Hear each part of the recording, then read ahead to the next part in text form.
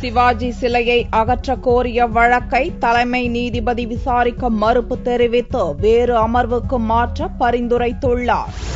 சென்னை கடற்கரை காமராஜர் சாலையில் நிறுவப்பட்டுள்ள சிவாஜி சிலையால் போக்குவரத்திற்கு பாதிப்பு ஏற்படுகிறது என்றும் இதனால் விபத்தும் நடக்கிறது என்றும் கூறி சிவாஜி சிலையை அகற்ற வேண்டும் என்று சீனிவாசன் என்பவர் வழக்கு தொடுத்திருந்தார். இவர் இறந்த பிறகு நாகராஜன் என்பவர் வழக்கை நடத்தி வருகிறார். இவ்வழக்கில் சிலையை அகற்றி வேறு இடத்தில் வைக்கலாம் என தமிழக அரசு சார்பில் பதில் மனு தாக்கல் செய்யப்பட்டது. இந்நிலையில் வெள்ளியன்று இவ்வழக்கு தலைமை நீதிபதி R.K. அகர்வால் மற்றும் சத்யநாராயணன் முன்பு விசாரணைக்கு வந்தது. அப்போது சிவாஜி சமூக நல பேரவை சார்பில் சிவாஜி சிலையை அகற்றக்கூடாது எனவும் தங்களையும் ஒரு தரப்பினராக இணைக்க வேண்டும் என்று கோரப்பட்டது.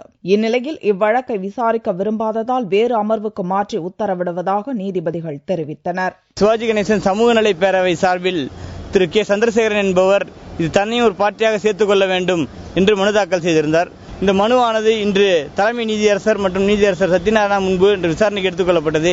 இதில் எங்களையும் தரப்பினராக சேர்த்துக் கொள்ள உத்தரவிடப்பட்டுள்ளது. இந்த வழக்கு மீண்டும் செவ்வாய்க்கிழமை செகண்ட் பெஞ்சிலுக்கு விசாரணை ஒத்திவைக்கப்பட்டுள்ளது. செகண்ட் பெஞ்சில் மீண்டும் விசாரணைக்கு வருகின்றது. இவ்வழக்கு வரும் 17ஆம் தேதி 2வது அமர்வில் விசாரணைக்கு வருகிறது. கடந்த 6 ஆண்டுகளாக நடந்து வரும் இவ்வழக்கில் மேலும் 2 மனு தாக்கல் செய்யப்பட்டுள்ளது குறிப்பிடத்தக்கது.